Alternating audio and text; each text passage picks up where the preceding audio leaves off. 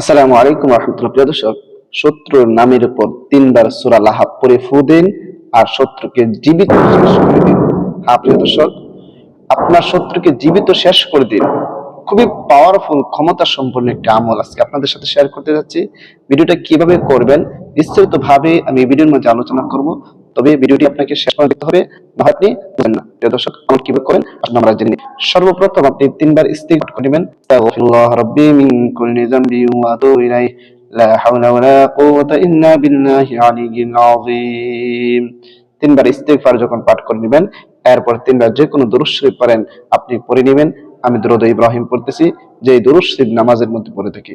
আল্লাহুম্মা সাল্লি আলা মুহাম্মাদি ওয়া আলা আলি মুহাম্মাদ কামা সাল্লাইতা আলা ইব্রাহিম ওয়া আলা আলি ইব্রাহিম ইন্নাকা হামিদুম মাজিদ। আল্লাহুম্মা বারিক আলা মুহাম্মাদি ওয়া আলা আলি মুহাম্মাদ কামা বারাকতা আলা ইব্রাহিম ওয়া আলা আলি ইব্রাহিম ইন্নাকা হামিদুম মাজিদ। এরকম ভাবে 3 বার ইস্তিগফার এবং 3 বার দুরূদ শরীফ পড়া যখন শেষ হয়ে যাবে, এরপরে আপনি একটি সাদা কাগজের মধ্যে আপনার দুশমনের নামটি লিখবেন, আপনার শত্রুর নামটি একটি সাদা কাগজে লিখবেন। লিখে আপনি সূরা লাহাব পড়বেন। আউযু বিল্লাহি মিনাশ শাইতানির রাজীম। বিসমিল্লাহির রহমানির রহিম। تبت يدا أبي لهب وتب ما أغنى عنه ماله وما كسب سيصلى نارا ذات لهب وامرأته حمالة الحطب في جيدها حبل من مسد।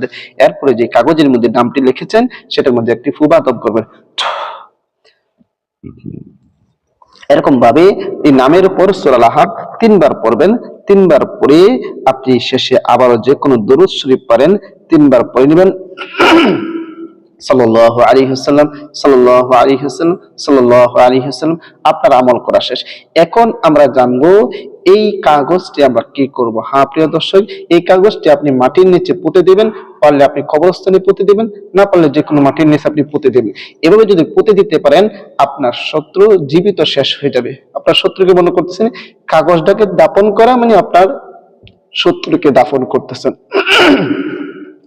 জীবিত থাকলেও মরার মতো থাকবে, আপনার পিছনে আর কোনো সময় লাগতে আসবে না, আপনার কোনো ক্ষতি করতে সে আর কখনো আসবে না। প্রিয় দর্শক, আল্লাহর উপর পূর্ণ আস্থা রেখে যদি আমলটি করতে পারেন, সহিষ্ণুভাবে যদি আমলটি করতে পারেন, অবশ্যই অবশ্যই ফলাফল পাবেন। প্রিয় দর্শক, ভিডিওটা বেশি করে শেয়ার করে দিবেন, যেন এই সহজ আমলটি শত্রুকে ধ্বংস করতে এই সহজ আমলটি সবাই শিখে রাখতে পারে এবং সবাই আমল করতে পারে। প্রিয় দর্শক, কে কে আমল করতেছেন অবশ্যই কমেন্টসে জানাবেন এবং অনুমতি লাগবে না, আপনি শুধু ভিডিওটা শেয়ার করে দিবেন এবং একটি কমেন্ট করবেন এবং একটি শেয়ার করবেন, তাহলে আপনার অনুমতি হয়ে যাবে।